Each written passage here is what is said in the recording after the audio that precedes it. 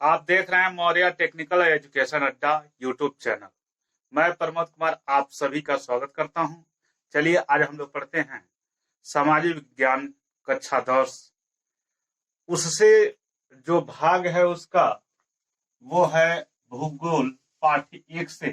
पाठ्य 1 का नाम है संसाधन एवं विकास और यह वीडियो का लास्ट वीडियो बन रहा है पाठ 1 का और उसका पार्ट है 6वां। 6वें पार्ट में हम लोग आए थे, उसका हेडिंग था जो पढ़ रहे थे मृदा संसाधन। तो आज हम लोग का मुख्य फोकस है मृदा संसाधन। अब बात ये आती है मृदा है क्या। सबसे पहले यह कहना चाहेंगे कि आपको यदि अच्छा लगे वीडियो, बेहतर लगे और समझ में आए तो आप शेयर जरूर करें। सब्सक्राइब नहीं किए होंगे सब्सक्राइब करें और कमेंट जरूर करें और लाइक करें, ताकि उससे यह महसूस होगा कि हाँ आप देखते हैं, आपको पसंद आता है। तो चलिए अब टाइम का ध्यान रखते हुए हम सीधे पॉइंट पे आते हैं। मृदा संसाधन। पहले मेरे मन में आता है कि मृदा है क्या। संसाधन के बारे में तो हम जानते ही कि मानव के कार्यों में आवश्यकता पड़ने वाले सभी वस्तुओं को संसाधन कहते हैं। संसाधन अनेकों प्रकार के होते हैं, ये बता दिया गया है। लेकिन यहाँ बात आती है कि मृदा क्या है। मिट्टी को ही मृदा कहा जाता है। अब वो मिट्टी या वह मृदा क्या है जिसमें जिसमें पौधे होते हैं। मृदा वे हैं जिसमें पौधे होते हैं, अपना विकास करते हैं। पौधे अपना जो भी खनिज तत्व प्राप्त करना होता है वो मृदा से ही प्राप्त करते हैं और वही स्थिति मृदा है जिसमें से अपना समस्त पेड़ पौधे जो भी प्रकार की प्रजातियां हैं वो उत्पन्न होती है। मृदा में तमाम प्रकार के जीव जंतुओं का विकास होता है। यह कह दें कि मृदा एक प्राकृतिक सबसे बड़ा संसाधन है जिसके द्वारा समस्त जीवों का जनतंत्र होता है, जनन तंत्र होता है, चाहे जो भी कह लें। कि उसी मिट्टी में पेड़ पौधे भी होते हैं, उसी मिट्टियों पे सब जीव जंतु सभी चलते उलते हैं, सभी अपना क्रिया गतिविधियां सब कुछ करते हैं। इस प्रकार से हम मृदा के संबंध में पढ़ रहे हैं। तो मृदा का निर्माण कैसे होता है। मृदा का निर्माण, छोटी सी परत का निर्माण लाखों वर्षों लग जाते हैं, जिसमें कई प्रकार के कारक काम करते हैं उसके निर्माण में। जैसे मान लीजिए बाढ़ आती है तो बाढ़ आने के कारण तमाम मिट्टियां बहा ले जाती हैं और उसको पाट देती है। तो उसके आधार पे जब पाट देती है तो क्या होता है कि उस पे वो कहीं कहीं वैसे पाटी हुई मिट्टियों पर अच्छी फसल होती है। कहीं ऐसा होता है कि पवन के द्वारा हवा उड़ा ले आती है, मिट्टी एक दूसरे जगह से उसको पाट देती है। इस प्रकार से तमाम प्रकार के कारक होते हैं जिसमें हम आगे भी चल के कुछ देखेंगे। पहले आते हैं कि यह एक बहुत बड़ा प्राकृतिक संसाधन है मृदा। और मृदा के आधार पर देखा जाए तो मान लीजिए इसके निर्माण में हमने बताया कि जो पवन है, चाहे पशुओं के द्वारा, चाहे वो किसी खनन के द्वारा, चाहे वो किसी भी प्रकार से जल के द्वारा निर्माण होती है, चाहे नदियों के द्वारा, चाहे किसी प्रकार के बहाव के द्वारा मृदाओं का निर्माण होता है। इस प्रकार भारत में मृदाओं का निर्माण अनेक प्रकार की मृदाओं होती हैं। मृदा अनेक प्रकार की होती है, यानी मिट्टियां अनेक प्रकार की होती हैं। तो हम इस चार्ट के माध्यम से आपको दिखाएंगे और बताएंगे कि मृदाओं का वर्गीकरण। इसमें देखिए मृदा के प्रकार, कहाँ पाया जाता है उसका विवरण, क्या पाया जाता है, उसके बाद से उसमें फसल। तो इसमें सबसे पहले आते हैं जलोढ़ मिट्टी। जलोढ़ मिट्टी कौन सी मिट्टी होती है। वह मिट्टी है जैसे मान लीजिए नदियां हुई, बहा वहा के ले आकर कहीं पाट देती है, बहुत लंबे सकरे सकरे कह रहे हैं कि बहुत लंबे चौड़े क्षेत्र में बहती हुई आती है और पूरे मिट्टियों को पाट देती है। तो इस प्रकार से वहां समतलीय मैदान बन जाती है। तो उसमें जलोढ़ मिट्टी में दो प्रकार की मिट्टियां हैं। इसमें है बांगर और खादर। अब बांगर मिट्टी कौन, लोग कहते हैं अरे बांगरे की मिट्टी, और है खादरवा वाली मिट्टी। तो बांगर वाली मिट्टी कौन होती है? बांगर वाली मिट्टी वो होती है जो नदियां अपने द्वारा बहा के लेके आती हैं और पाट देती हैं, उसके ऊपर से भी कहीं आसपास के गड्ढों के द्वारा या किसी बरसात के द्वारा या बाढ़ के द्वारा उन मिट्टियों के ऊपर दूसरी नई मिट्टी चढ़ जाती है, उससे खादर कहते हैं। और उसके पुरानी वाली जो मिट्टियां हैं जो नदियों के द्वारा बहा के लाई गई हैं, तो वो बांगर मिट्टी है। यानी पुरानी वाली पहले की मिट्टी जो नदियों के द्वारा लाई गई वो बांगर, और जो बदवा वाली मिट्टी है वो खादर वाली मिट्टी हो गई। तो इस प्रकार के कहाँ पाया जाता है इस प्रकार की मिट्टियां? कह रहा है कि सबसे महत्वपूर्ण मृदा है उत्तरी भारत, इसी का बना हुआ है। हम जिस प्रदेश में रहते हैं, उत्तर प्रदेश सॉरी उत्तर प्रदेश और उत्तराखंड के कुछ हिस्से, ज्यादा नहीं कुछ हिस्सा, पुनः हरियाणा, पंजाब, और इस प्रकार से हम पश्चिम बंगाल, कुछ बिहार के क्षेत्र, अगर ये सभी ले लें तो ये उत्तरी भारत पूरा इसी मिट्टी से बनी हुई है, जलोढ़ मिट्टी से। और इन क्षेत्रों में कह रहा है कि 3 नदियों द्वारा लाई गई निक्षेपों से बना है। वो 3 नदियां इसी क्षेत्रों में पाई जाती हैं। अगर हम भारत का नक्शा आपको समझाएं तो उस भारत के नक्शे में आप देखेंगे कि यह उत्तर प्रदेश का अगर हम ऐसे मैप दिखाते हैं तो जो यहाँ से ये है और इधर ऐसे लाते हैं, पुनः इस प्रकार से और ऐसे ला दें, तो ये वाला हिस्सा है, ये पूरा इधर का ये जो पूरा हिस्सा है, और ऐसे इधर कुछ यहाँ तक वो मिट्टी आई हुई है इस तरह से, और ये ऐसे जो ये पूरा आकार बन रहा है ये जलोढ़ मिट्टियों का है। अर्थात उत्तरी भारत पूरा जलोढ़ मिट्टियों से बना हुआ है। इसमें कह रहा है कि इसी क्षेत्रों में सिंध नदी यहाँ से निकलती है, जम्मू कश्मीर के बगल से चीन में से निकलती है, और ये जम्मू कश्मीर से होते हुए पूरे पंजाब के रास्ते होते हुए और पाकिस्तान चली जाती है, और इधर आके पूरा हरियाणा और क्या बोलता है पंजाब, और इधर गंगा नदी है जो उत्तराखंड से निकलती है, उत्तर प्रदेश से होते हुए पूरा ऐसे पटना बिहार होते हुए और बंगाल की खाड़ी में चली जाती है। पुनः ब्रह्मपुत्र नदी यहाँ से निकलती है जो तिब्बत के पास माना जाता है, एक कोई स्थान है यहाँ पे जो हमें इस समय भूल रहा है। तो ऐसे आते हुए और वह ब्रह्मपुत्र नदी भारत में क्रॉस करती है, तो भारत उसको ब्रह्मपुत्र नदी से जाना जाता है। और यह ब्रह्मपुत्र नदियों के द्वारा जो असम राज्य है, इस पे असम राज्य है, ये पूरा असम राज्य भी जलोढ़ मिट्टियों का ही बना हुआ है। तो इसमें हम कह सकते हैं कि सिंध, गंगा, ब्रह्मपुत्र, इन क्षेत्रों इन नदियों के द्वारा लाई गई वो जलोढ़ मिट्टी होती है।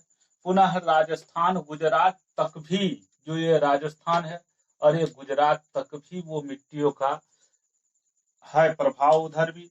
पुनः करा पश्चिम बंगाल, पश्चिम बंगाल में भी इधर ये जलोढ़ मिट्टियां हैं। पूर्वी तट, पुनः पूर्वी ये तटवर्ती क्षेत्र देख लीजिए, तटवर्ती क्षेत्र जिसमें महानदी गोदावरी, कृष्णा नद और कावेरी नदियों के डेल्टे भी जलोढ़ के बने हुए हैं। स्पष्ट रूप से आप मैप भी देखेंगे, आपके पास यदि बुक होगा या जब भी उपलब्ध होगा तो आप 1 से 2 बार वीडियो देखेंगे और मैप देखेंगे तो बुक पढ़ने की जरूरत नहीं पड़ेगी। कह रहा है कि क्या पाया जाता है उस मिट्टियों में, जलोढ़ मिट्टी में अक्सर क्या पाया जाता है? तो उसमें कह रहा है कि पोटास, फास्फोरस, चूना युक्त होती है। ज्यादातर उसमें पोटास, फास्फोरस पाए जाते हैं। फसल उसमें होता है धान, गेहूं, गन्ना तथा लगभग सभी प्रकार के फसल पाए जाते हैं। यह उत्तरी भारत के समतलीय मैदान में, और समतलीय मैदान बना कैसे है? इन्हीं नदियों के द्वारा लाए गए मिट्टियों के द्वारा। चलिए अब आगे आते हैं। काली मृदा, काली मृदा को अर्थात काली मिट्टी को और भी नाम से हम जानते हैं, जिसको कहा जाता है रेगूर मिट्टी। रेगूर मिट्टी, देखिए पीसीएस के एग्जाम में पूछा गया था बिहार पीसीएस में कि काली मिट्टी को और किस नाम से जाना जाता है, तो रेगूर मिट्टी है। आप देखिए कोई भी चाहे आईएएस चाहे पीसीएस की तैयारी जो भी लोग करते हैं तो उनसे कहा जाता है खासकर कि आप एनसीईआरटी पढ़ें। जो एनसीईआरटी की पुस्तकें हैं वो 6 to 12 तक की आप पूरे पुस्तकों को पढ़ें तो देखिए बहुत ही फैक्ट से लेकर और गहराई तक डीपली चीजें भी उसमें दिया हुआ है। कह रहा है कि काली मिट्टी लावा जनक शैलों से निर्माण होता है, उसका हुआ है। और दक्कन पठार, दक्कन अर्थात जो महाराष्ट्र ये वाला जो क्षेत्र है, ये गुजरात से लेकर इधर ये दक्कन वाले क्षेत्र बोले जाते हैं। तो कह रहा कि दक्कन पठार क्षेत्र में जैसे महाराष्ट्र सौराष्ट्र, सौराष्ट्र गुजरात में है, याद रखेंगे कि ये काली मिट्टी महाराष्ट्र सौराष्ट्र मालवा मध्य प्रदेश छत्तीसगढ़ के पठार में दक्षिण पूर्व में गोदावरी कृष्णा नदियों के जो इधर के है गोदावरी और कृष्णा नदियों के भी क्षेत्र में पाए जाते हैं, कराची के पठार में पाए जाते हैं और घाटियों तक पाए जाते हैं। कह रहा है कि इसमें क्या पाया जाता है, कह रहा है कि बहुत महीन कण पाए जाते हैं। इसमें नमी सोखने की क्षमता होती है जिसमें हमेशा नमी बनी रहती है। कैल्शियम कार्बोनेट, मैग्नीशियम, पोटाश और चूना, फास्फोरस, कह रहा कि चूना ये सब पाए जाते हैं। इसमें कह रहा है कि कैल्शियम कार्बोनेट और मैग्नीशियम पोटाश पाए जाते हैं, चूना भी पाया जाता है और फास्फोरस कम मात्रा में पाया जाता है, बहुत कम, अर्थात कहें तो नहीं के बराबर। पुनः कह रहा है कि इसमें मुख्य फसल कौन सी होती है, तो मुख्य फसल कपास है। काली मिट्टी में मुख्य फसल कपास है। तो आप देख रहे हैं इसको। पुनः कह रहा है कि लेटेराइट मिट्टी, यह कर्नाटक, केरल, तमिलनाडु, आंध्र प्रदेश, कुछ हिस्सा महाराष्ट्र, उड़ीसा, पश्चिम बंगाल में भी इस प्रकार की लेटेराइट मिट्टियां पाई जाती हैं। इसमें कह रहा है कि अम्लीयता पाई जाती है, उन मिट्टियों में अम्लीयता पाई जाती है। उन मिट्टियों में फसल कौन होते हैं, तो चाय, कॉफी, काजू, इस प्रकार के फसल होते हैं। पुनः कह रहा है कि मरुस्थली मृदा, मरु माने मरा हुआ, स्थली माने भूमि।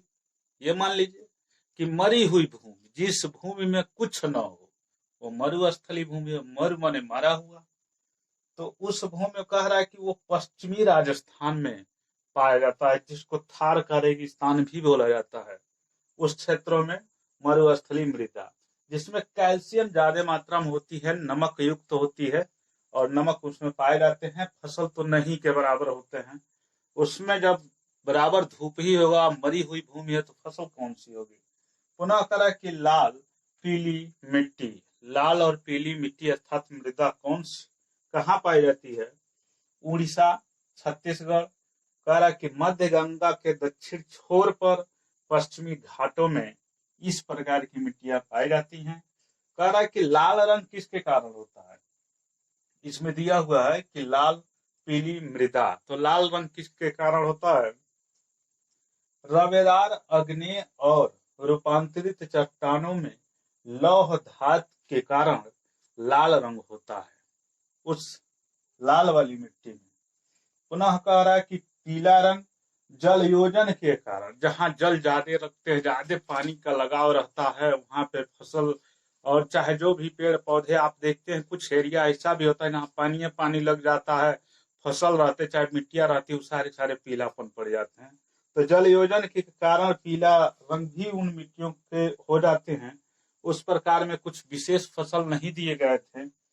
और वन मृदा, वन मृदा प्रकार के कौन से फसल होते हैं, जिसमें पहाड़ी पर्वतीय क्षेत्रों में जहां पर्याप्त वर्षा हो सके उस क्षेत्रों में वन मृदा पाए जाते हैं। इस प्रकार से हम लोगों ने मृदा पढ़े और मृदाओं के वर्गीकरण, उनके प्रकार पढ़े। तो इस वर्गीकरण में आपको चार्ट के माध्यम से दिखाया गया है।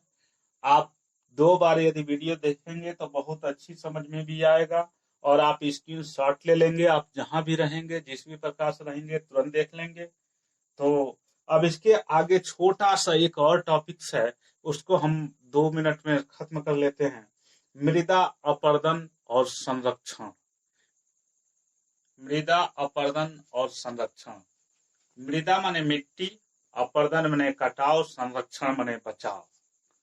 तो अब हम आए हैं मृदा अपर्दन और संरक्षण। इसमें है अपर्दन में क्या है, मतलब मिट्टी कटती है तो किन किन कारणों से कटती है वो कारण देख लेते हैं। तो ठीक है, कटती है तो नुकसान तो बहुत है। कहीं कहीं मान लीजिए ऊंचाई है तो मिट्टी कट के भट जाती है, बराबर हो जाती है, तो वो हमारे लिए लाभ कर तो है ही। लेकिन एकदम कटती रहे और जाके नदियों में गिरती रहे तो बताइए उन मिट्टियों का क्या होगा जहाँ पे अच्छे फसल होते हैं। तो इस प्रकार से अपर्दन सही नहीं है। तो आइए अपर्दन किस किस प्रकार से मृदाओं का होता है। पहला है वनोन्मूलन। वनोन्मूलन, मान लीजिए वन का विनाश हो रहा है, तो वन के विनाश होने से मिट्टी कटाव होती है किस प्रकार से। मान लीजिए कहीं भी नहर वहर आप देखे होंगे, कहीं ऐसा ताल एरिया देखे होंगे जहाँ पे आरी बगल में सारे पौधे लगे होंगे। क्यों लगते हैं? क्योंकि उनकी जड़ें मिट्टियों को जकड़ी रहेंगी, तो जकड़ने के कारण वह मिट्टी कटेगा नहीं। इस प्रकार से अब देखिए पेड़ भी ज्यादा कट रहे हैं, तो पेड़ कट रहे हैं तो जंगल जो उपजाऊ है, जहां भी जंगल है वहां की मिट्टियां उपजाऊ है। और जंगल कट रही है तो मिट्टियां कट कट के सभी नदियों में गड्ढों में सभी भर रहे हैं। तो इस प्रकार से जंगलों का कटाव हो रहा है, तो बड़ी मात्रा में अपर्दन हो रहा है मृदा का। दूसरा कह रहा कि पशुचारण। पशु चरते हैं तो उससे कौन बड़ा मिट्टी का कटाव हो जाता है, होता है। कैसे? जैसे मान लीजिए पशु अब चल रहे हैं सब, तो उनके जो पैर होते हैं, पैर से उसका कटाव होती है मिट्टी। पुनः पानी बाढ़ आ गई, हवा मार दिया, तो मान लीजिए कुछ ऐसी मुलायम मिट्टियां बलुई मिट्टी की तरह होती हैं जो उड़ जाती हैं। या तो पानी ओनी बरस दिया तो सारे बह के गड्ढे में चले जाते हैं। तो पशुओं के भी द्वारा करा की निर्माण, मान लीजिए भवन निर्माण होता है तो ईंट की पथाई होती है। अब मान लीजिए ईंट बनता है और भी कुछ निर्माण होता है, उसके अंतर्गत मान लीजिए जहां से हम मिट्टी निकालते हैं तो मिट्टी का अपर्दन हो ही रहा है। कितने लोग आप देखते होंगे कि खेतों में से मिट्टियां ही निकलवा ले जा रहे हैं।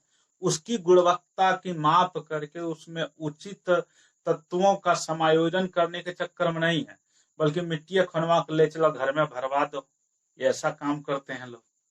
तो ये सब नहीं होना चाहिए। कह रहा है खनन, खनन की जो मैंने बात बताया कि खनन एरिया है जहाँ पे जैसे मान लीजिए खनिज तत्व निकाले जा रहे हैं, ऊपर फसल होती है, अंदर खनिज तत्व हैं तो उसको निकाल लिए जा रहे हैं, और वो सभी उसी में ढह जा रहा है, बहरा जा रहा है, चाहे किसी काम लायक नहीं है, चाहे उसको वो हटाया जा रहा है, तो न उसमें फसलें हो पाएंगे और नीचे कंकड़ पत्थर इत्यादि हैं तो उसमें और भी नहीं हो पाएंगे। तो इस प्रकार से मिट्टी का अपर्दन हो रहा है। पुनः कह रहा है कि हवा के द्वारा, हवा बहते हैं, जैसे कि आप राजस्थान में तमाम टीलों के बारे में जानते होंगे कि वहां लोग आते जाते हैं, परदेशी लोग भी बताते हैं।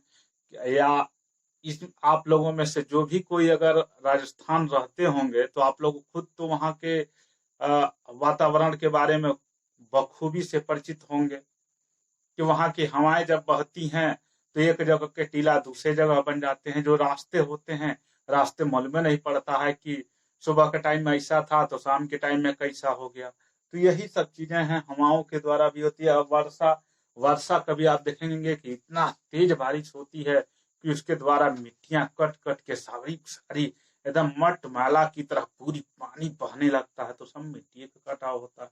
उसके बचाव के लिए हम तमाम कार्य भी कर सकते हैं। करा संरक्षण, मृदा के संरक्षण के लिए कार्य कर सकते हैं। खेतों में मेड़ बांध दें, बधाई भी होती है। आप जहां भी देखेंगे मेड़ भी आपको दिखता है, मेड़ पे घास लगाए जाते हैं, कतरा लगाए जाते हैं, छोटे छोटे कुछ पौधे भी लगाए जाते हैं। इस प्रकार से करा कि पट्टियां बनाना, पट्टियों का काम पहाड़ों पर होते हैं, ताकि मान लीजिए पहाड़ है, अब इस तरह से पहाड़ है, छोटी पट्टी, इस तरह से पट्टी कटिंग होती चली जाती है और उसी पर भी मेड़ और बाड़ बांध देते हैं लोग, ताकि उस पे से मिट्टियां बहरा के ढह के नीचे न आवे। तो इस प्रकार से पट्टियों के द्वारा पौधे लगा दीजिए। पौधे में आप सुनबे किए हैं जंगल का कटाव हो रहा है, तो मिट्टियों का प्रदन हो रहा है। पौधे लगाइए, उनकी जड़ें जकड़ी रहेंगी, मिट्टी कटाव नहीं होगा। घास फूस लगाइए, इसके द्वारा हम उस मिट्टी का संरक्षण कर सकते हैं। तो चलिए, एक पाठ यह है, पाठ एक समाप्त हो गया। उसमें प्रश्न कुछ दिए गए हैं जो आप पढ़ेंगे तो बहुत ही आसानी तरीके से उस प्रश्नों का उत्तर आप दे देंगे यदि इन वीडियो को आप देखे होंगे तो। और आप ज्यादा से ज्यादा शेयर करें, अपने मित्रों को बताएं, अपने सहपाठियों को बताएं, अपने क्लासमेट जो हैं आपके उनको बताएं, आपके फ्रेंड हैं उनको बताएं कि कक्षा 10 का सामाजिक विज्ञान का ये चल रहा है ऑनलाइन क्लासेज। तो आप पढ़ें यूट्यूब के द्वारा, और ज्यादा से ज्यादा शेयर करें। जो सब्सक्राइब नहीं किए होंगे उनको आप बताएं और खुद करें सब्सक्राइब, और उनको भी कराएं, ताकि मुझे वीडियो बनाने में एक ऊर्जा मिलती रहेगी। और बेल आइकन प्रेस जरूर करें ताकि जो भी वीडियो इस तरह से बन जा रहे हैं वो आपके पास तुरंत पहुंच जाए। चलिए, अब हम लोग अगले अध्याय में या सामाजिक विज्ञान के और भी पार्ट में पढ़ेंगे, चाहे वो इतिहास को लेकर, चाहे राजतंत्र को लेकर, चाहे आर्थिक में चलेंगे, जिस भी रूप में। अगर अगली वीडियो का जिस प्रकार से चाहिए कमेंट कीजिए, नहीं तो मैं अपनी इच्छा के अनुसार आपके सामने वीडियो हाजिर करूंगा। चलिए, मिलते हैं अब अगले वीडियो में।